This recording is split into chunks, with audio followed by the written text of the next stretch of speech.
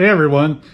My original video was really long, so I decided to break this up into like 3 videos, and one is already posted, which is just showing the setup or the end result and summary of what I did to lower this E92 behind me, and it's an Xdrive, and then you just get to see like what I put in the end result.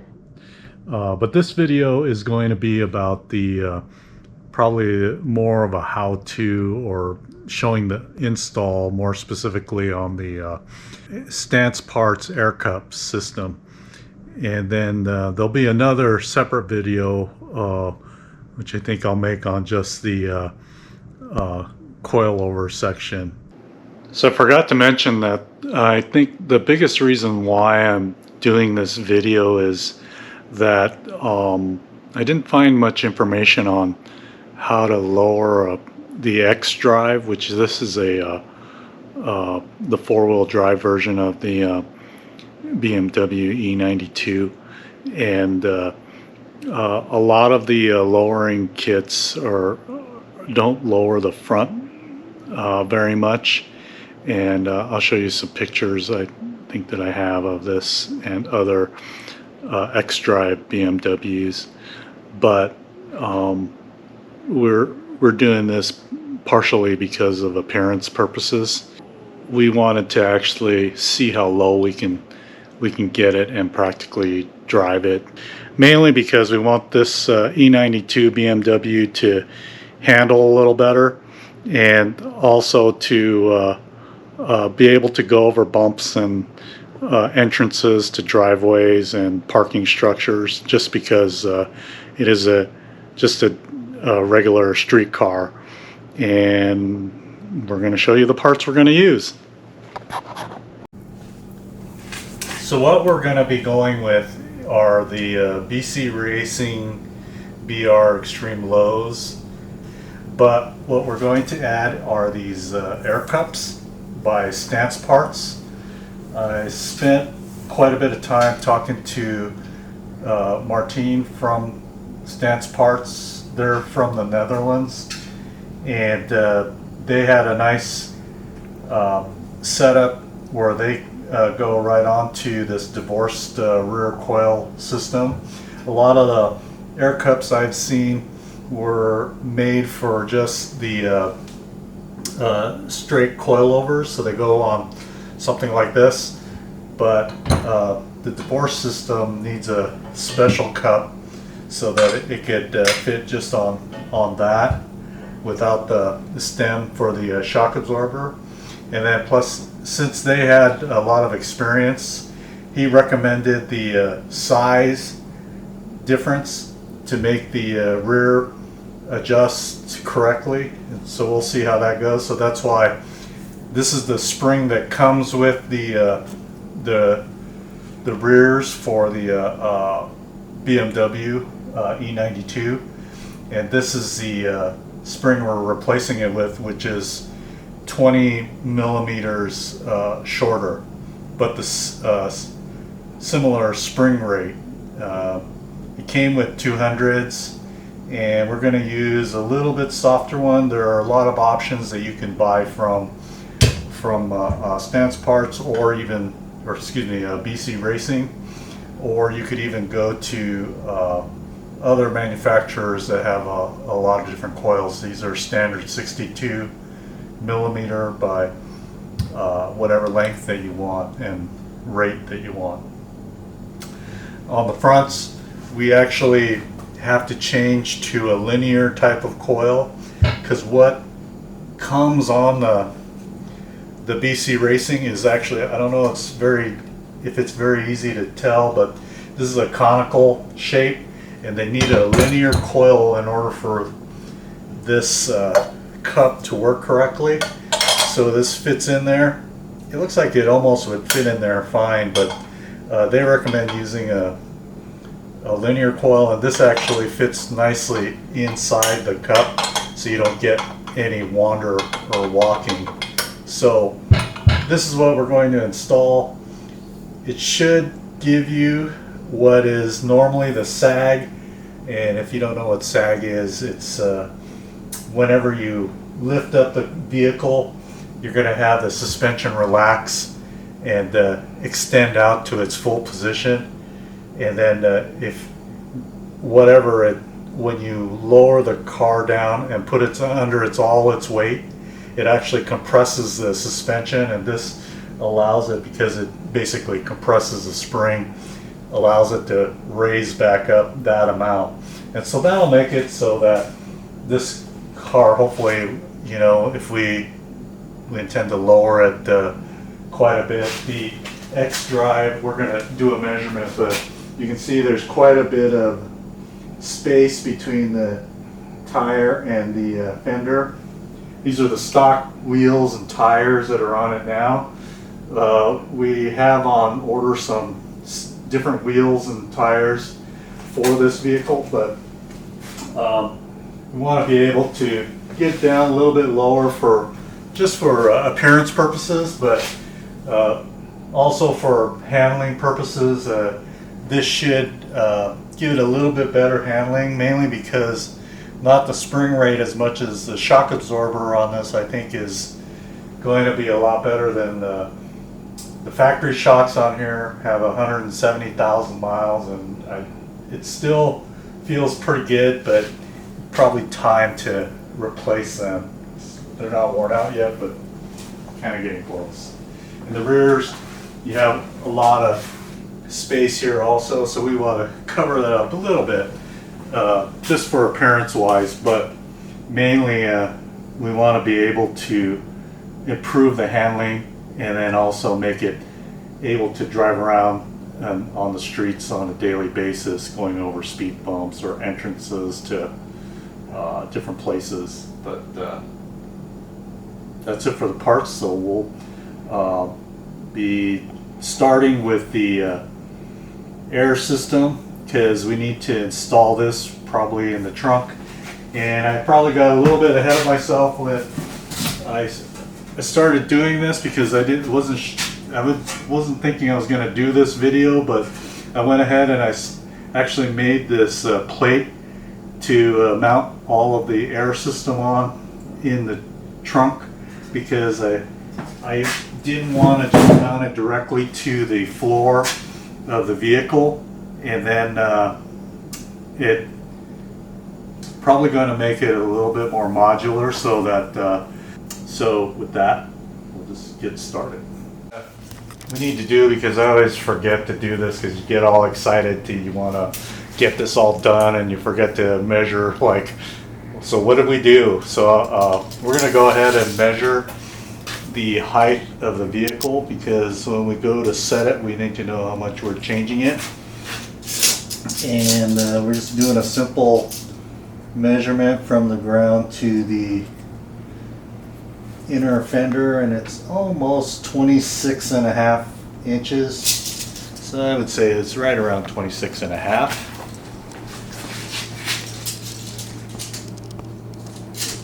Right at 25.5 inches for the rear. So what we're going to do now is begin by putting in the air system. So we'll have to put in the wiring and the plate that I made, so that we have a place to mount the tank and the compressor and everything else. So that's what we're going to begin with now.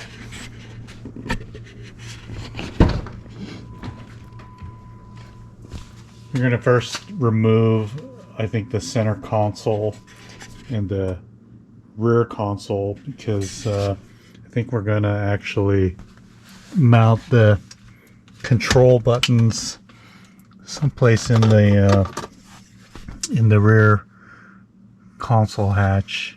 I'll have to, I think we're going to remove everything just so that I can see like where we have access for the buttons.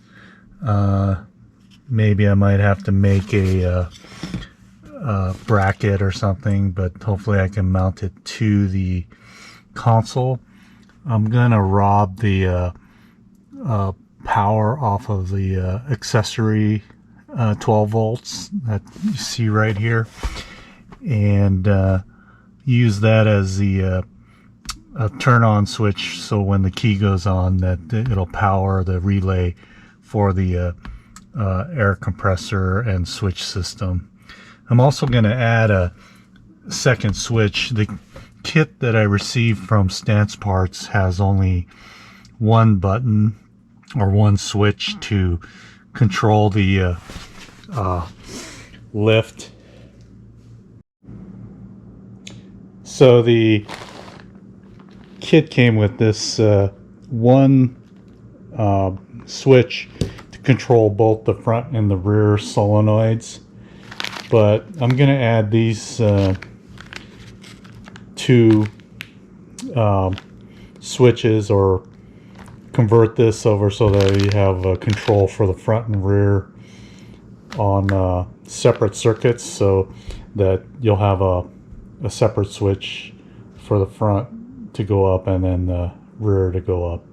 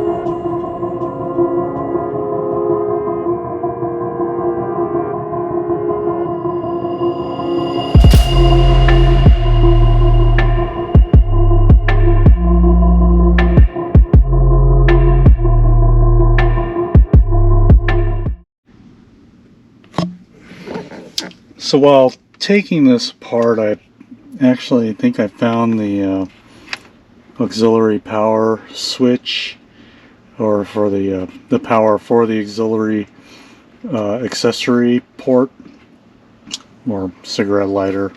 Some people that still smoke. It's just interesting, these German cars, including a Mercedes, that's still an option. Oops. Anyway, we're going to test, see if it's got power. So we're going to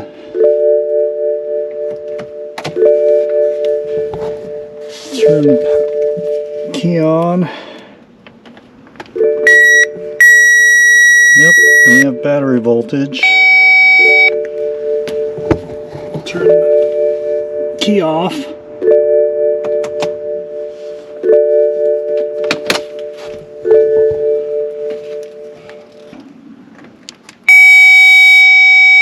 And so I think that's where we're gonna tap into to get some power. This way I don't have to take the complete console apart, and I should be able to run the wires in. I think we're gonna be probably putting the switches right here. Seems like a convenient spot, and then I should be able to tuck the wire under there, and then this way everything will be out of sight and hidden. And when you look at the car or the interior from the outside, it'll just look normal, and won't have anything modified, or at least visibly modified on the outside. Although it would be kind of cool to have the switches like the regular lowriders, but that's another story. So I'm going to go ahead and install the buttons right here. So I drilled out these holes for this.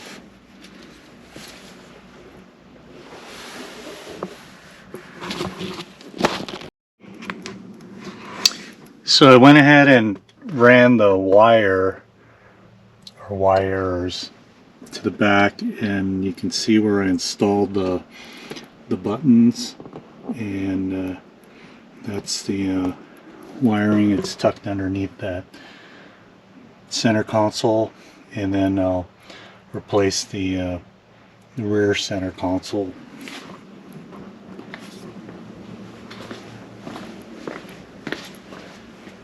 You can see where they exit the rear, and this, I found this port right here, and that's where we're going to probably run the wire, or not the wires, but the air lines through. I'll have to check underneath to see where it goes through. I can see the heat shield there, and then I'll run all of those lines through, and you'll get to see that also.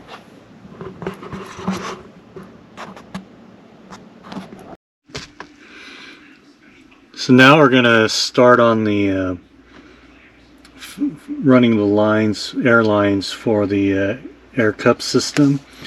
So conveniently, there's this hole here, or I think it's a drainage hole from when they manufacture, and it has this this cap that was on there, and I went ahead and just drilled the heat plate in the cap, and it comes out through the other side, right over the differential. So I'll have to be careful because it's right over the axle or the half shaft. So I'll make sure that I route it, and I'll show you guys that I'll tuck it out of the way and probably secure it somehow.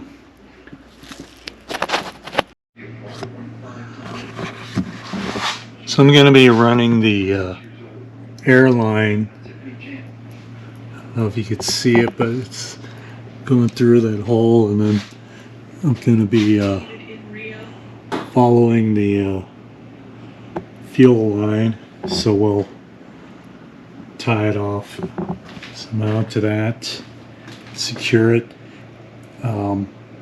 Seems like that's the safest place, because usually the factory puts in like an area where the fuel line is protected, and if anything's going to happen, it's if the fuel line gets injured, then you got bigger problems than your airline. So we've run the hose all the way up to the front, and we have to take off the cowling so we can get these strut bars off anyway. But I'm going to run across to the other side from the top here in the engine. It'd be easy to run it from the bottom, but I just don't want it to be in the way, especially if I'm going to be doing some work on the underside of the vehicle, but just so that it doesn't catch anything if it's on the ground or anything also.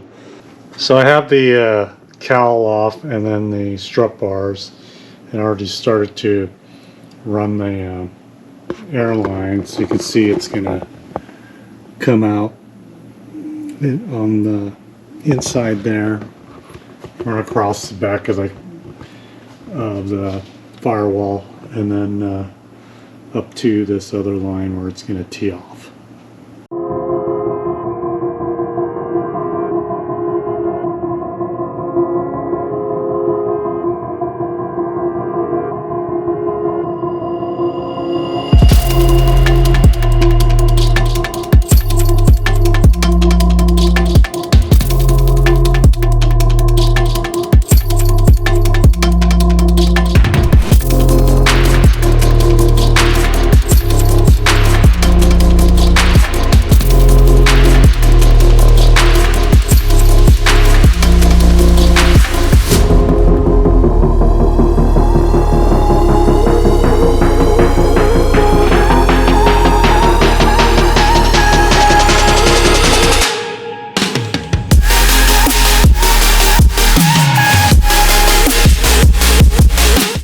So we have the coilover the way that it came from BC Racing, and we have to modify it a little bit. We could have ordered it, I think I tried to order it correctly, but it didn't come exactly how I needed it, so I got this different spring like I showed before.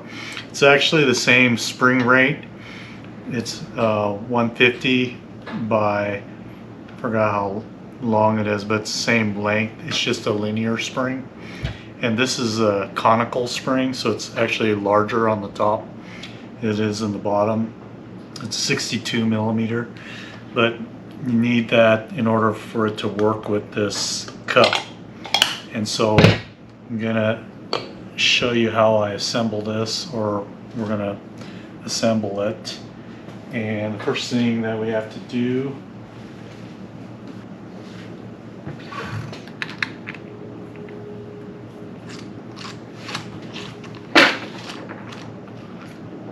take the adjuster out.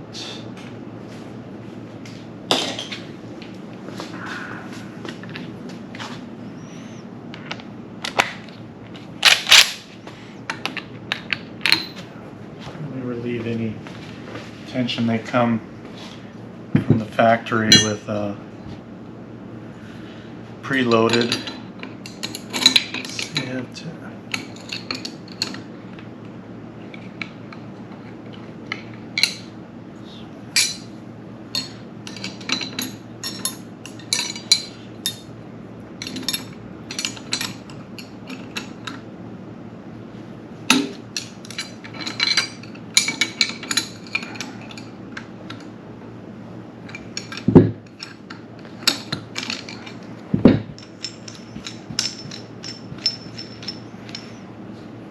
we'll release the preload that's on here.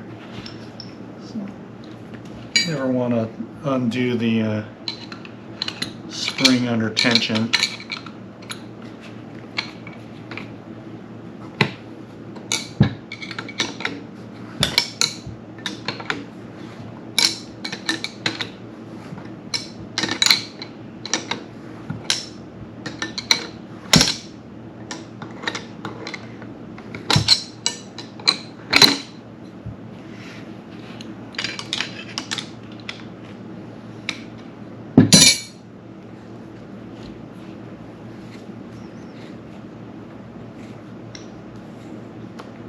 Go.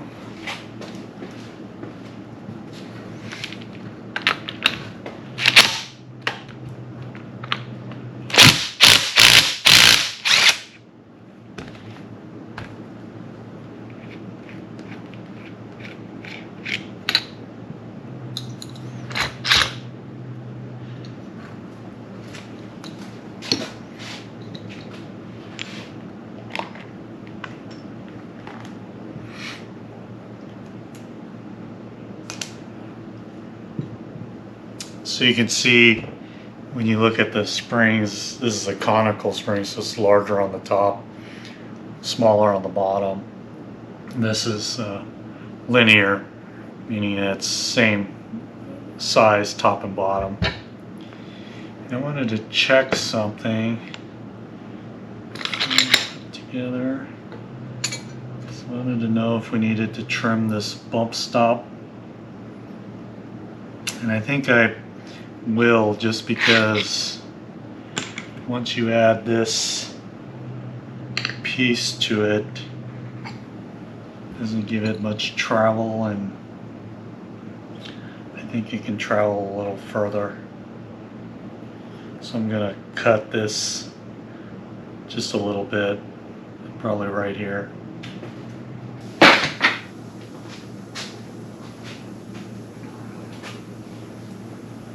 So here we go, good old air saw. Cut it right off, let's make it a little easier. And a little shorter there. Need to move this down for the spring.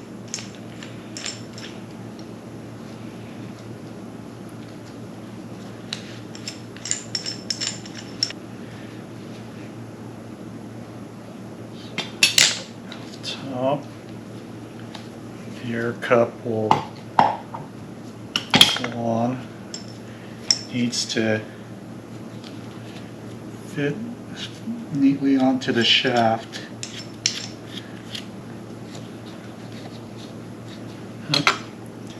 Almost forgot the boot.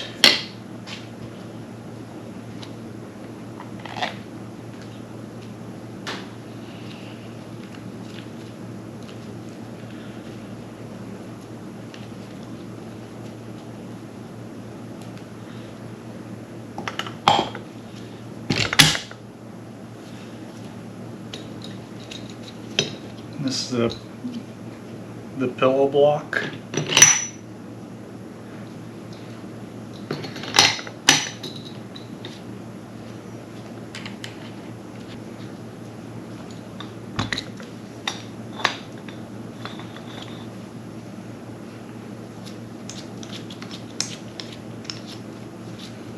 You want to make sure that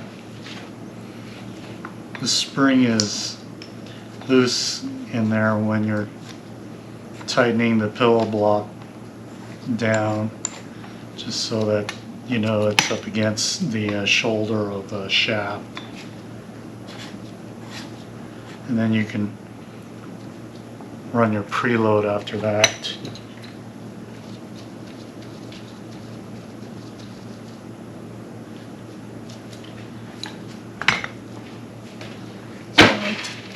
Just going to tighten it down there.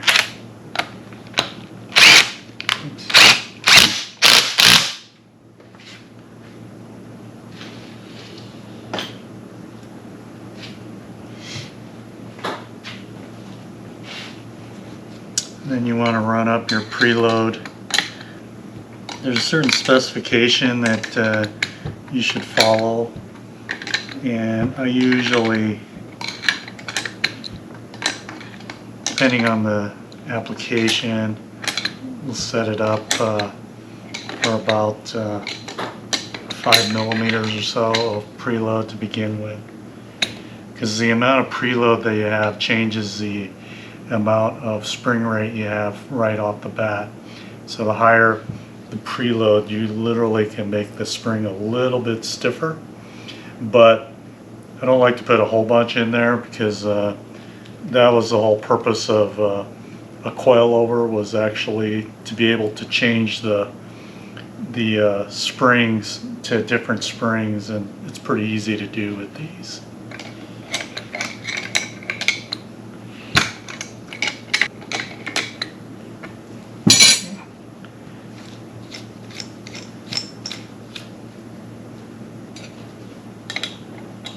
And then you want to secure the jam nut against the spring bottom so that it doesn't move. And then this bottom piece is how you adjust the ride height. So we're going to actually set it up to its lowest setting, just at a comparison to like the stock spring. I don't know what the spring rate is on the stock. I think it's probably a little lower, but the mounting point is actually right here. So if you look at from the top to the mounting point, right off the bat, you're looking at a few inches, 2 or 3 inches of mounting difference between the stock strut and the coilover strut.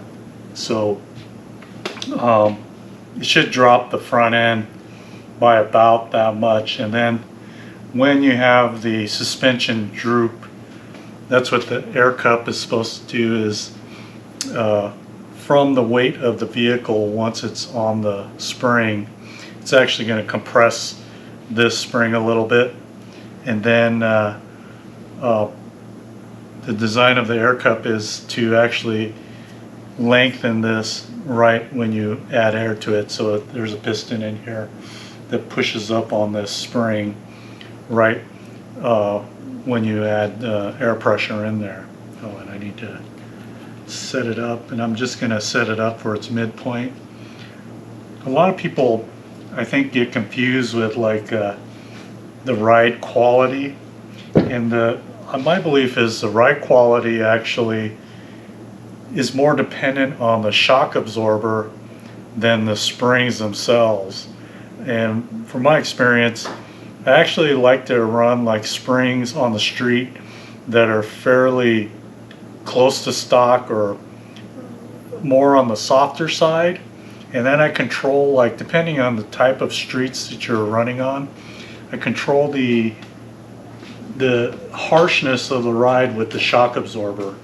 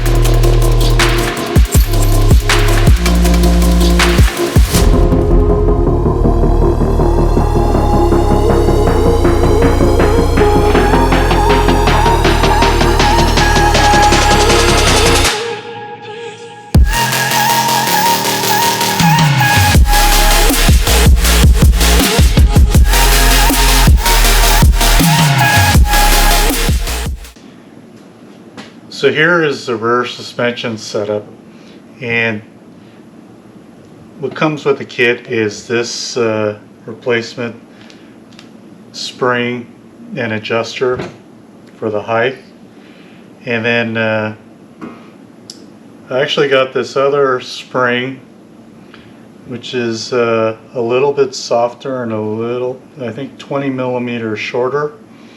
Not sure if I'm going to use it, but might get it too low, because I don't really want to lower it that much, but we do have that option.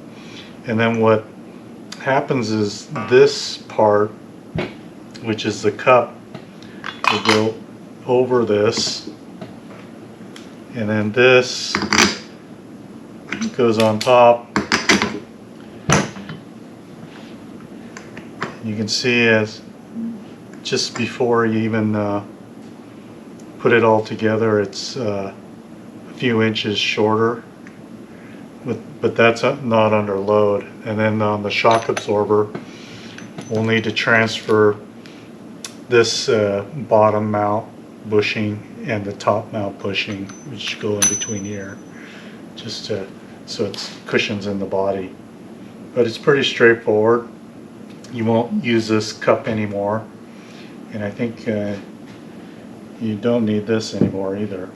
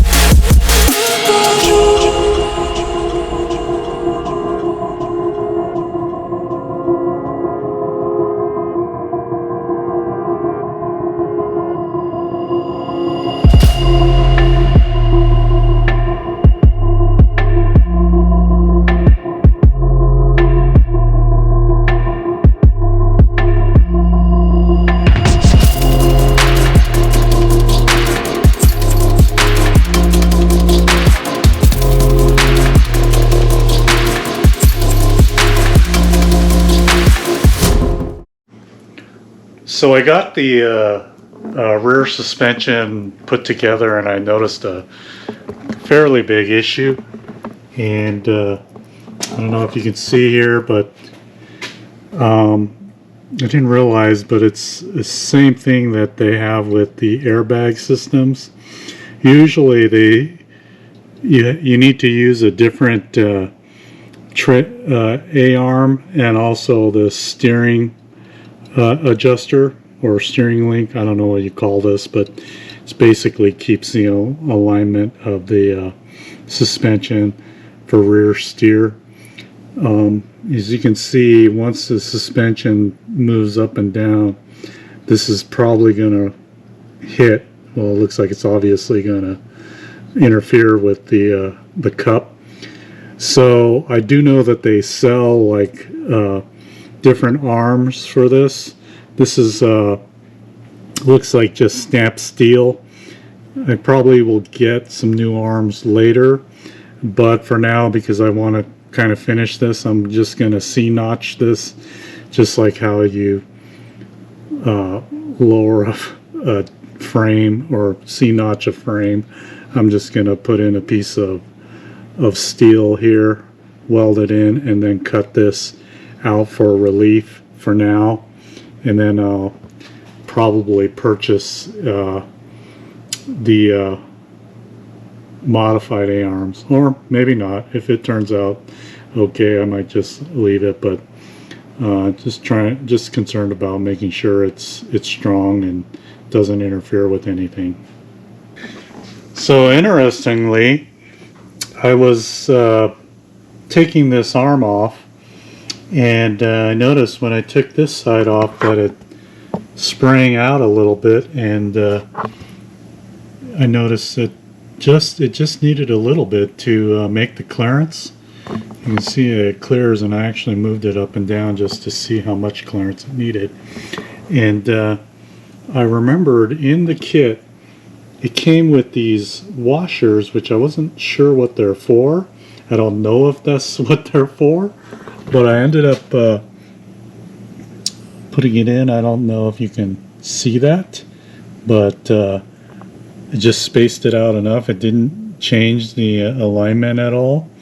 These are the adjusters for the rear steer, and it just clears, so I don't need to fabricate any special C-channel on here or cut this. So at least we're going to try this. I don't know if it's correct, but it came with the kit, and I'm assuming that's what it's for.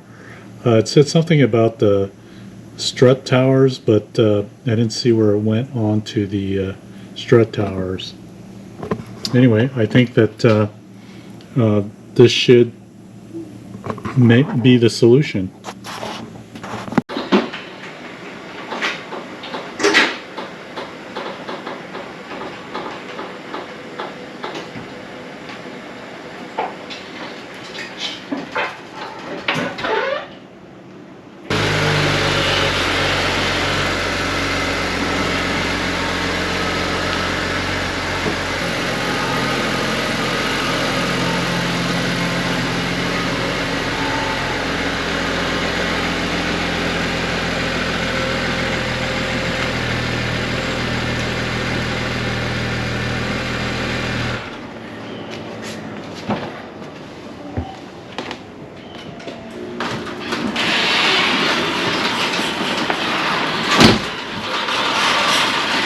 Oh, it looks good.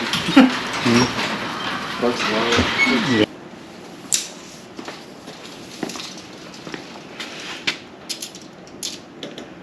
So yeah, now it's at 24¼ in the front.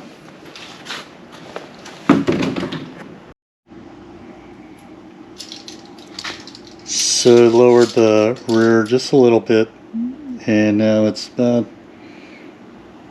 23 7/8. This is just to see like how much the air cups lift. So say right now it's like 4 1/4, a little over 4 1/4. Go ahead and hit the air.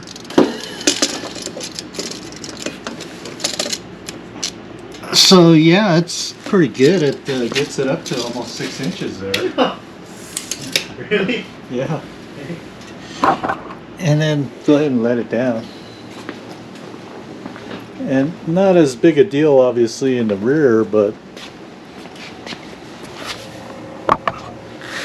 just for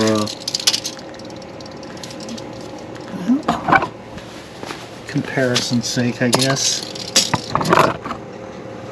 It's already almost 7 inches. Go ahead and hit the rear. So yeah, almost 8.5. And then the bigger difference is in the obviously the bottom of the car where the exhaust is and stuff. When you're going over like parking entrances and exits, a lot of the buildings downtown, they, you know, if you want to go inside the parking structure, you got to go over a big hump, and it's usually the middle that gets caught in those things. So